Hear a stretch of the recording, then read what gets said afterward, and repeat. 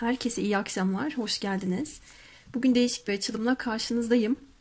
Deste set şeklinde olacak açılımımız ama tek deste kullanacağım. Sizler objelere odaklanacaksınız. Açılımımızın konusu olayların perde arkasında neler var, sizden neler saklanıyor, karşınızdaki kişinin veya kişilerin kime niyet ediyorsanız gizli duygu düşünceleri neler? Bunlara odaklanacağız. İlk objemiz firavunlu parfüm şişemiz. Diğeri ise kitap ayracımız. Seçiminizi yaptıysanız parfüm şişesinden başlıyorum ben. Bunu şimdilik kenara alalım.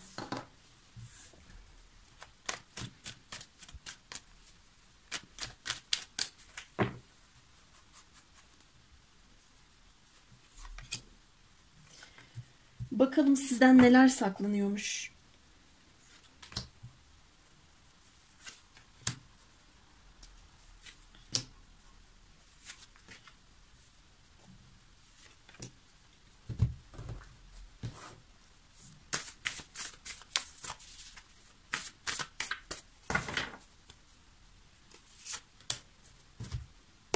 Sanırım şöyle yaparsam daha iyi görebileceksiniz.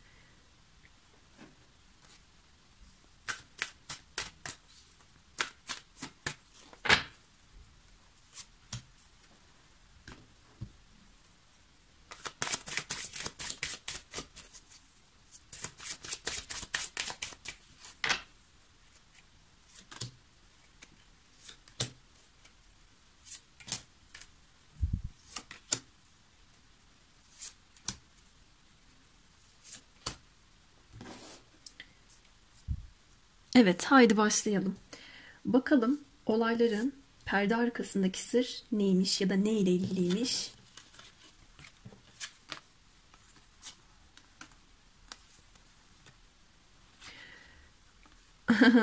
Garip bir şeyle karşılaştım burada.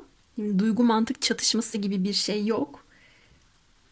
Sevgisini, şefkatini, aşkını o kadar gizli ve derinlerde yaşayan bir kişi geldi ki Kılıç Kraliçesi daha çok mantığını ön planda tutan bir kraliçedir. Biz buna Kılıç Kralı da diyebiliriz. İzleyen eril arkadaşlarım varsa doğrudan bu şekilde bir dişil olarak alabilirsiniz ya da izleyen dişil arkadaşlarım tam tersi alın sizler de.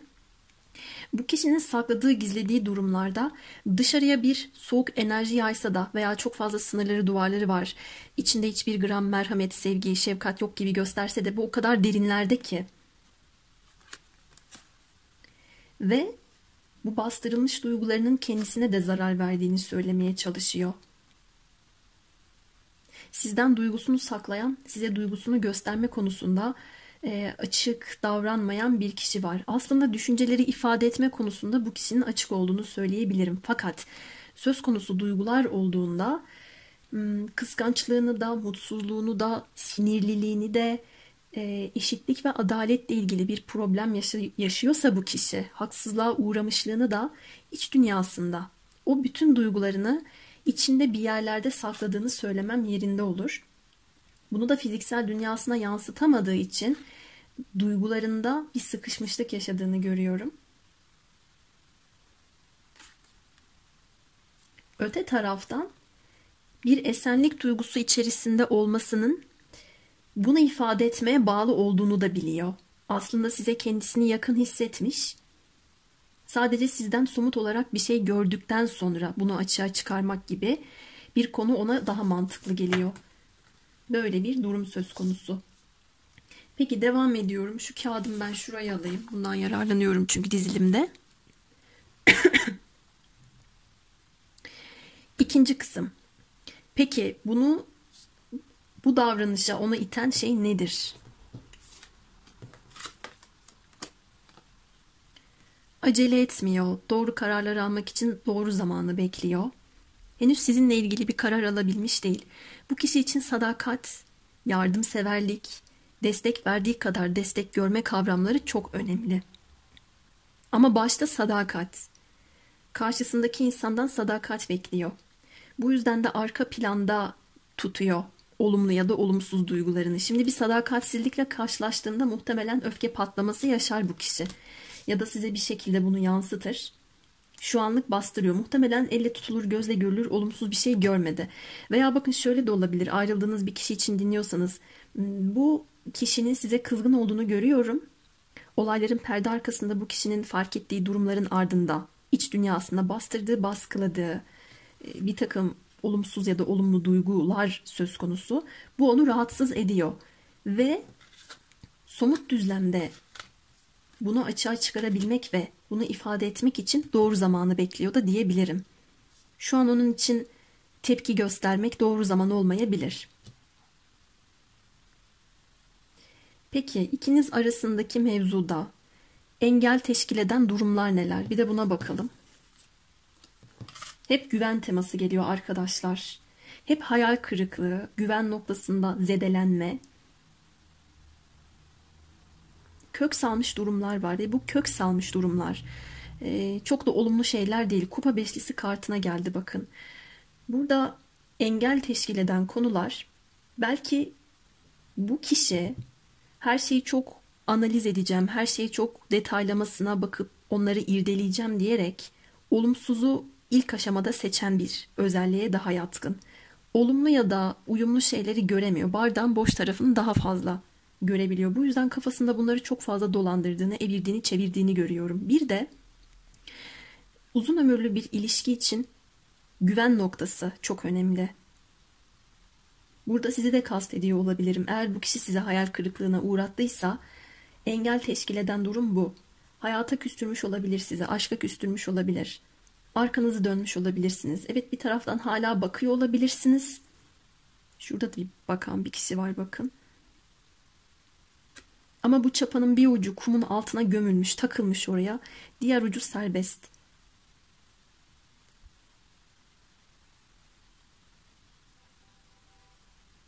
Şimdi şu kısmı bir toprak kısmı olarak ele alalım. Çapanın açıkta kalan denizin altındaki kısmını su olarak ele alalım. Kupa beşlisi de bir su kartı zaten. Takılı kalan kısım, engel olan kısmın toprak olduğunu söyleyebiliriz. Burada da materyal sağlık yazıyor kartta. Mesela materyal konular, iş, para, kariyer konuları da engel teşkil edebilir. Hani burasına aklım takılmasa ya da burayla ilgili herhangi bir güven problemim olmasa, beni engelleyen, engel teşkil eden konu olmasa, şuranın hareket etmesi ya da istediğim şeye doğru yol almak benim için daha kolay olacak diyebilirsiniz. Veya bu kişi için o şekildedir. Bir gözyaşı dökme olarak da yorabilirim arkadaşlar. Peki bu kişi sizinle ilgili neler düşünüyor, neler hissediyor? Bu kısma gelelim.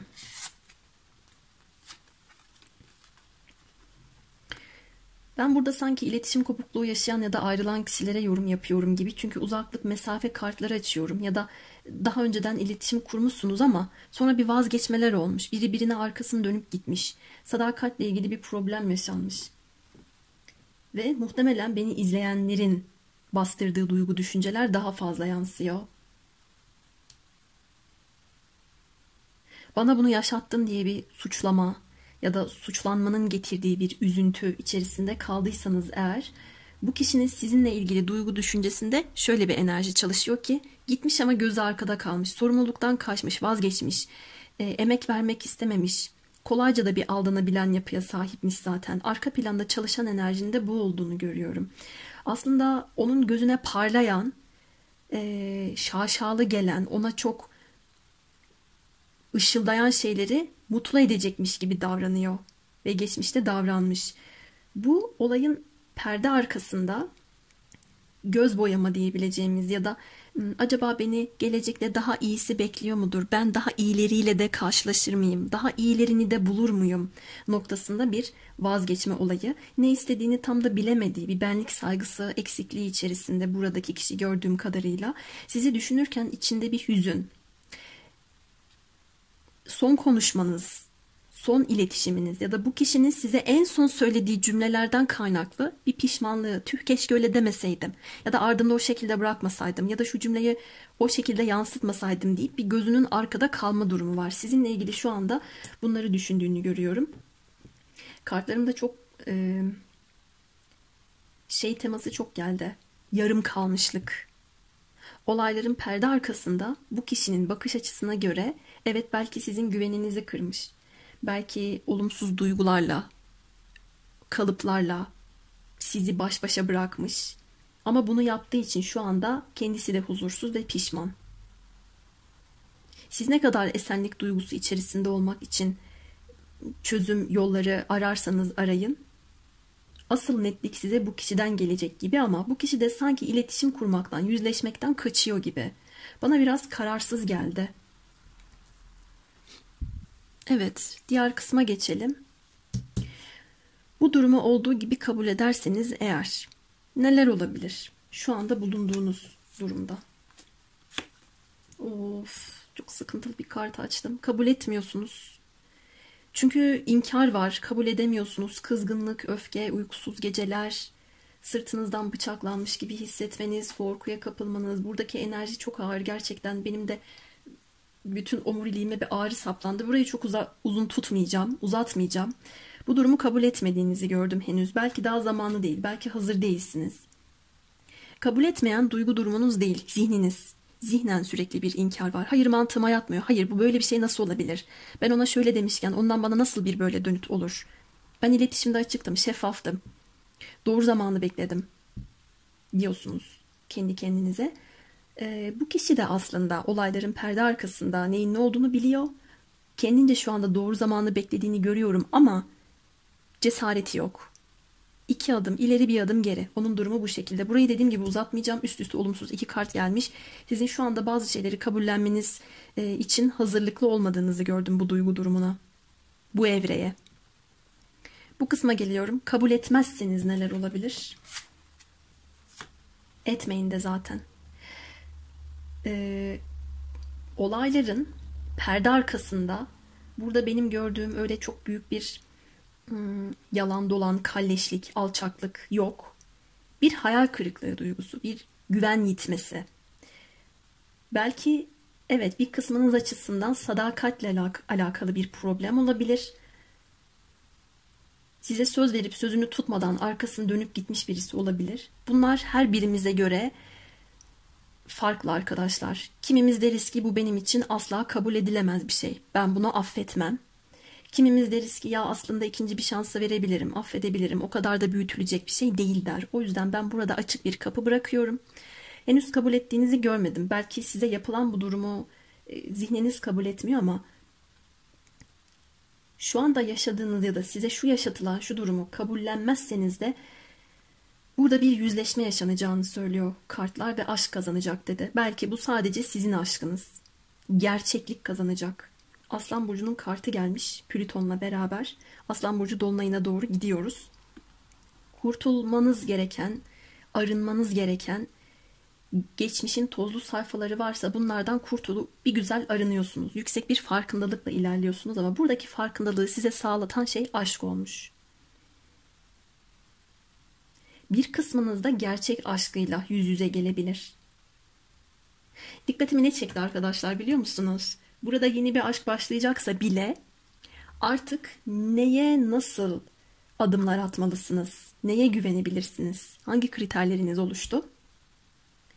Kendi iç dünyanızda nasıl duygular var? Bunları nasıl yönetebiliyorsunuz veya nasıl yönetemiyorsunuz? Kendinizi çok iyi tanımışsınız süreçte. Yeni bir süreci olan arkadaşlarım için de böyle söyleyebilirim. Son kısma geliyorum artık. Olayların perde arkasında kadersel enerjiler de çalışıyor gördüğüm kadarıyla. Ve şöyle bir farklılık da yansımış ki sizin kendi karakterinize, benliğinize olan saygınızı karşınızdaki insana göre şekillendirmediğiniz çıkmış. Ama size yanlış yaptığını düşündüğünüz, sizi çok üzdüğünü düşündüğünüz kişi için dinliyorsanız eğer, bu kişi başka insanlara göre şekillendirebiliyor. Çok fazla nabza göre şerbet vermek diyemesem de, çünkü öyle bir tablo yok. Şöyle, hayat amacını, ne istediğini, neyle mutlu olabileceğini, kimi severse kendi benliğine yakın, kendi benliğinden kopmadan yaşam sürebileceğini henüz tam oturtamamış. belirleyememiş bir arkadaşla karşı karşıya kaldım. Bunu söylerken de o sol kulağım nasıl yanıyor cazır cazır. Sanki arkasından konuşuyormuşuz gibi. Böyle bir durum var. Son kısma gelelim. Sonuç kısmımız. Burada da iki türlü geldi. Birincisi, özellikle de beni hava ve toprak burcundaki dişil arkadaşlarım izliyorlarsa, Boğa, Başak, Oğlak, İkizler, Terazi, Kova.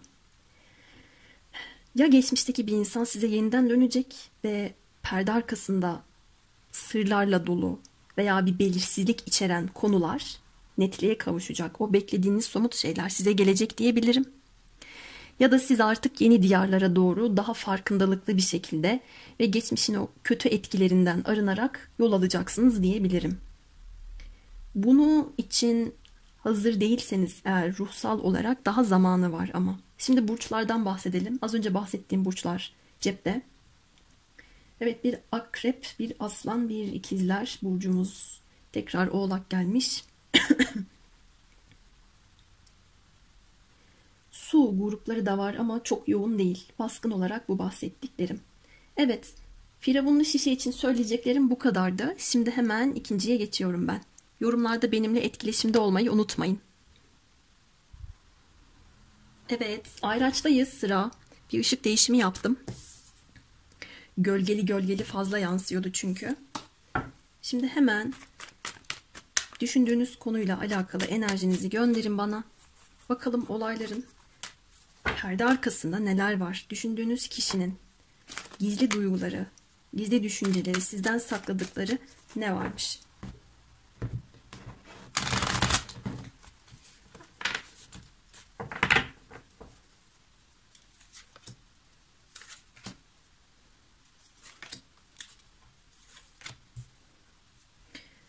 Bu şekilde karanlıkta, buraya iki tane geldi.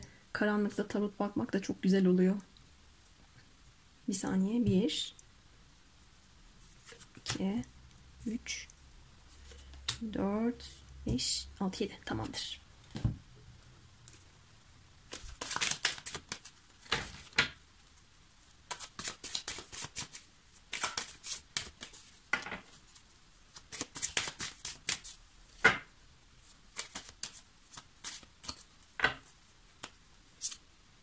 Çifter çifter geliyor.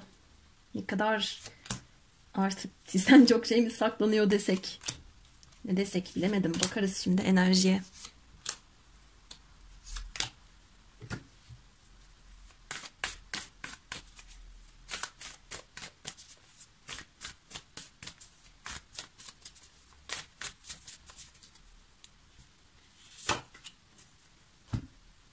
Son desteden de seçelim ve başlayalım.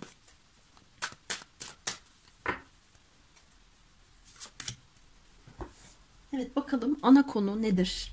Sizden saklanan şeyle ilgili nasıl mesaj verecek bize kartlarımız? Geçmiş teması.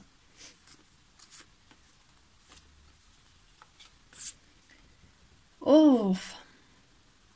Burada hatalı bir bey var. Öyle tutkuyla ilerlemiş, verdiği sözleri tutmamış, gözü arkada kalmış. Hatta böyle yanlış bile konuşmuş olabilir. Düşüncesizce hareket ederek. Biraz egoist, biraz fazla ben merkezci, dış görünüşe önem veren, herkes beni sevsin veya bana hayranlıkla baksın diyerek hareket eden bir kişi görünüyor. Yalnız ben burada çok şey göremedim. Daha kartlarımızın diğer taraflarını açmadık gerçi ama burada bir yanlış konuşma var ya da yanlış anlaşılma var veya bu kişi biraz gaza geldiği için, kendisini gaza getirdiği için, hatta kendisini bir şey sandığı için bile diyebilirim. Eğer fiziği de çok düzgünse, herkes ona hayranmış, aşıkmış gibi, bütün kızlar ona kul köle oluyorlarmış gibi bile düşünebilir. Geçmişte eğer böyle düşündüyse sadece bu konu çıkıyor. O kadar da yalan dolan, hilekarlık kartları gelmedi. Fakat şu anda bunun enerjisinde size çektirdiği cefayı kendisi de çekiyor olarak gördüm ben. Gurur yaptığı durumlar da gelmiş. Bu kişi çok maceraperest. Bu maceraperest dönemlerinde bir takım saçmalıklar yapmışa benziyor. Kibirlice, düşüncesizce hareket etmiş. Hatta sizi bazı şeylere kurban bile vermiş olabilir. Bunu da söylediği bir şeyle yapmış sanki. Ve söylediği bir şeyin ardından da böyle bakıyor. Gözü boynunu çevirmiş, gözü arkada kalmış adeta. Bir özlem enerjisi var. Düşünüyor sizi bu insan ama hareketsiz bir şekilde düşünüyor. 9, 9, 19. 9 sayısı da çok fazla gelmiş ayrıca. Bu konu tamamlanmaya çok yakın bir konu. Hatta tamamlanmak üzere bile olabilir bir kısmınız için. O kadar da perde arkasında kalacak olan ve kalmaya devam edecek olan bir konu değil. Yani olumlu da olsa olumsuz da olsa artık bir neticeye bağlanacak. Peki bu neden böyle? Bunun devamına bakalım. Bunu ne tetikliyor? Gene bir 9 olan kılıç dokuzlusu gelmiş. Ve burada o adamımızın kendisi yeniden gelmiş. Şöyle dedi. Aslında ben bu kişinin size duygularının olduğunu görüyorum ama burada ağır basan duygu huzur, mutluluk, güven, neşe bunlar değil. Pişmanlık, suçluluk, utanç, hazmedememe, korku, bu da mı başıma gelecekti deme, stres hali, bu duygu durumlarının üstesinden bir türlü gelememe hali. Bunlar daha fazla. Bu kişi size yaptığı ya da yapmadığı, söylediği, söyleyemediği bir şeyden kaynaklı şu anda bir cefa çekiyor. Tüh keşke öyle demeseydim enerjisi var. Ve bunu tamamen ben merkezci şekilde yapmış. Sağlıklı bir ego çalışmıyor burada.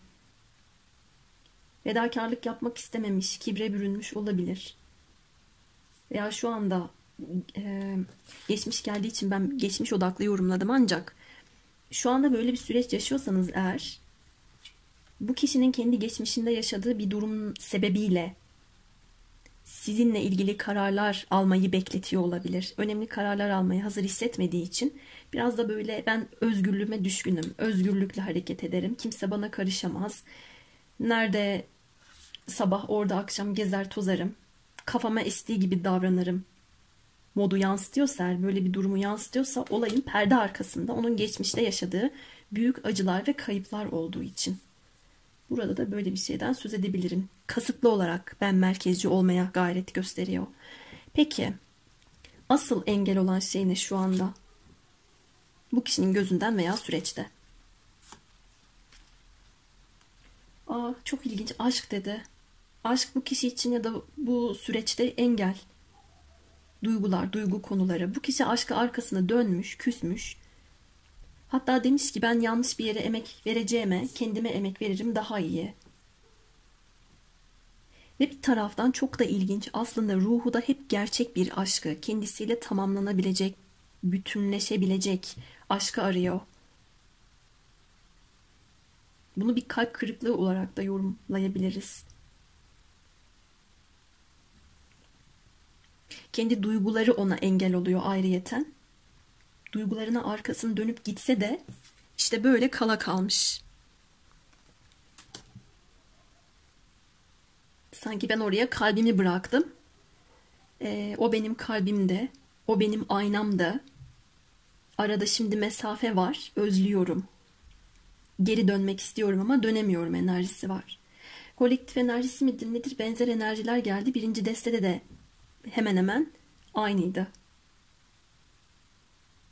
Şimdi gelelim şu kısma. Bu kişi sizinle ilgili neler hissediyor, neler düşünüyor? Evet, bu kişi size büyük duyguları olan romantik bir kişi. Aynı kişiden bahsediyorsak geçmişteki o enerjisinden sıyrılıyor arkadaşlar. Belki sadakatle size gelmesi, bir gönül alması, bir tekrar deneyelim, barışalım, gel romantik dakikalar, anlar yaşayalım demesi çok kuvvetli. Hatta bir kısmınıza bu adım geldi gelecek. Çünkü bakın gene topladığımda 9 geliyor. Gelirse yorumlara yazın. Merak ettim. Çok fazla 9 var. Burada bir tamamlanma olacak. Yeni bir kişiden söz ediyorsak eğer geçmişte yaşadığınız durumu ardınızda bırakıp yeni bir kişiye şans vereceksiniz. Bu insan yeni bir kişi için dinliyorsanız da farklı farklı senaryolarla yorum yapmak da ayrı bir zor oluyor. O geçmişteki durumu bırakıp her ne kadar aşk benim için zor, bana asıl engel olan şey kalp mevzuları dese de yine de ruh eşini aradığı için, kendisine ayna olabilecek kişiyi aradığı için bu kişiye doğru süreçte yol alacağını görüyorum. O da siz oluyorsunuz. Durumunuza göre artık alın. Güzel ama burada romantik kartlar açtım. İlk destede de şu Aslan Burcu'nun kartı gelmişti. Orada da dedim Aslan Burcu dolunay etkisi olduğu için diye. Sizde de diyorum bakın. Geçmişten size özlemle gelecek bir kişi olabilir.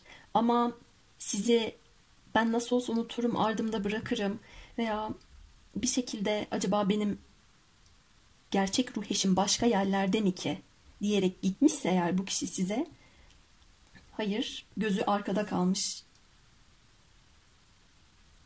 Meğersem benim gerçek ruh eşim geçmişimdeki insanmış diyerek de bir pişmanlık enerjisi içerisinde olduğunu söyleyebilirim arkadaşlar. Bir kısmınız açısından da bu kişinin sizinle ilgili duygu düşüncesinde şu var. Eğer ortak çevre, ortak arkadaşlar ya da bu vesileyle bir tanışma durumu söz konusu olduysa size karşı olumsuz bir bakış açısı yok. Gayet olumlu bir bakış açısı var. Bunu da söyleyebilirim.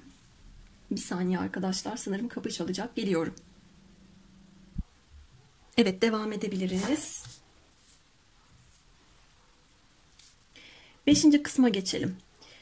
Şu anda bu yaşadığınız, içinde bulunduğunuz süreci kabul ederseniz neler olabilir? Neler yaşayabilirsiniz?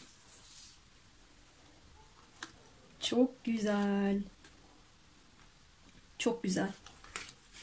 Bunu kabul ederseniz eğer kendi duygularınızla ilgili bir şeye sahip olacaksınız.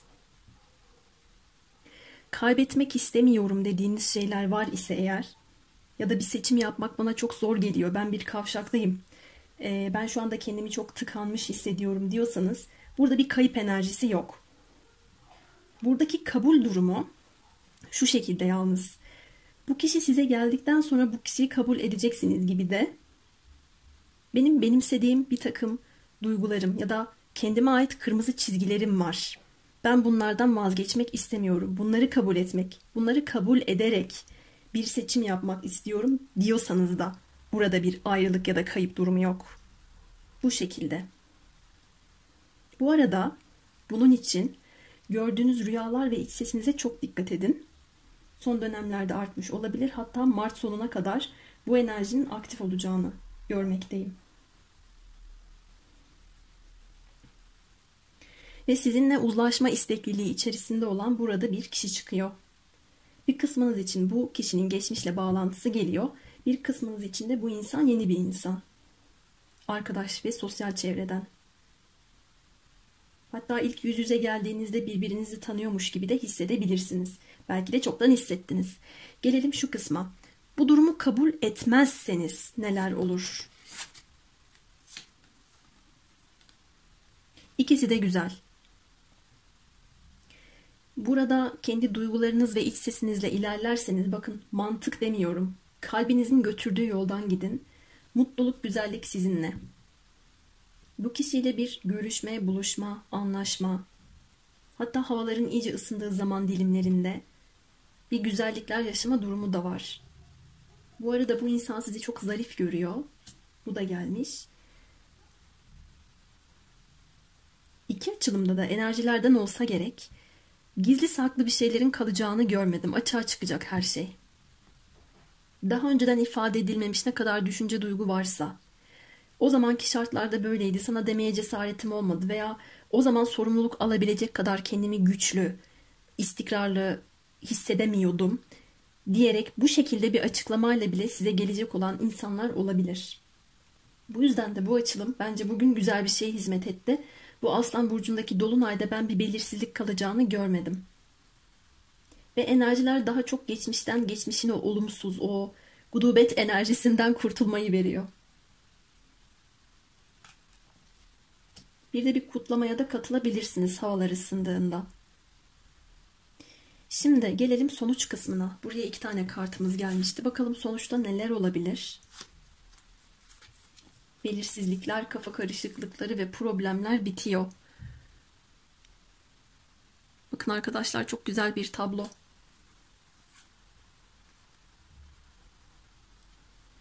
Sanki şuradaki bütün kara bulutları temsil eden gri suratları buradaki güneş ışığı üfleyerek yok ediyor gibi. Ve gene Aslan Burcu'nun kartı gelmiş. Ve gene bir 9 numarası. Nedir bu dokuzlar? Bu Aslan Burcu'ndaki dolunayda çoğunuzun ilişkisi bile toparlanabilir. Sorunlar çözüm bulacaktır. Barışmalar olacaktır. Belirsizliklerin üzerine kocaman bir netlik gelecektir. Cesaret ve azimle ilerleyeceğinizi, savaşmaktan vazgeçmeyeceğinizi gördüm ben. Burada yaşanan kötü bir durumu sineye çekmek, bana böyle bir çirkinlik yapıldı, ben bu çirkinliğin ardından atıyorum, ikinci şansı nasıl verebilirim? Benim karakterime yapılmış bu saygısızlığı nasıl görmezden gelebilirim gibi. Burada bu kadar ağır bir enerji yok arkadaşlar. Burada kabul edeceğiniz ya da etmeyeceğiniz durumlar sizin aleyhinize olmayacak gibi gördüm ben. Hatta bunun da mesajları size veriliyor veya verilmiş, zamanı var iyice açığa çıkması için. Eğer eski eş, eski sevgili için bu ayrıcı seçip dinliyorsanız da bu kişinin önceki düşüncesizce davranışları, ben merkezciliği, belki söylediği yanlış bir cümle, yaptığı yanlış bir hareketten kaynaklı cefa çektiğini de bilin. Bayağı bir üzülmüş o da. Duyguları ola ola bitirmiş. Ya da arkasını dönmüş gitmiş ama o zaman bile hala seviyormuş. Sadece ben dediği için bunu yaptığını gözlemledim. Ama bu ona iyi gelmemiş tabii ki. Gerçek aşkı sizsiniz. Evet, Ayraç için de söyleyeceklerim benim bu akşamlık bu kadardı. Uyan kısımlar için yorumlarda benimle etkileşimde bulunabilirsiniz. Hepinize sevgiler.